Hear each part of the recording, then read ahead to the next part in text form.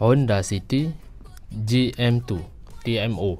Okey, banyak saya dapat pertanyaan. Saya dah 2 kali buat video tapi still masih ramai bertanya. Ini saya ada 2 biji meter.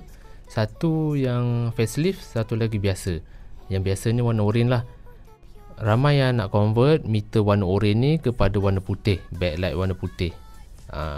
Kita tengok, ini part 1, kita ada sambungan yang part 2. Okey, ini beza dia.